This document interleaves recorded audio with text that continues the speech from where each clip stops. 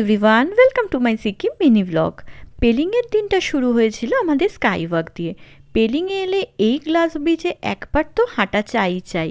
দিনটাও ছিল বেশ ঝকঝকে সুন্দর নীল আকাশ, আর সেই নীল আকাশে উড়ে বেড়াচ্ছিল পাখিদের মতো এই সুন্দর প্যারাগ্লাইডিং করছিল যারা।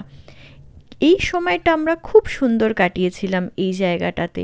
আর একটু টুকটাক ঘুরে ফিরে ফটো তুলে আমরা এগিয়ে চলেছি অরেঞ্জ গার্ডেনের দিকে। যদিও এখন কমলালেবুর সময় নয়, কিন্তু এখানে আসার মেন অ্যাট্রাকশন ছিল এই রিম্বি নদী। এর ধারে বসে ঘন্টার পর ঘন্টা কেটে যায় মুহূর্তে।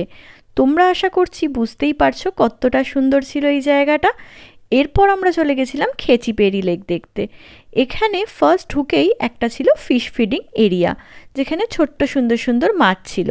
আর তারপর একটু ট্রেক করতে হয়েছিল, বলতে পারো 10 থেকে 15 মিনিট। আর সেই ট্রেকটা করে আমরা পৌঁছে গেছিলাম একদম লেকের কাছে। নেক্সট আমরা যাই আমার সব থেকে পছন্দের কাঞ্চনজঙ্ঘা ওয়াটারফলস দেখতে। আর ওখান থেকে বেরিয়ে রিম্বি ওয়াটারফলস দেখে হোটেলের ব্যালকনি থেকে পেলাম এনার দর্শন।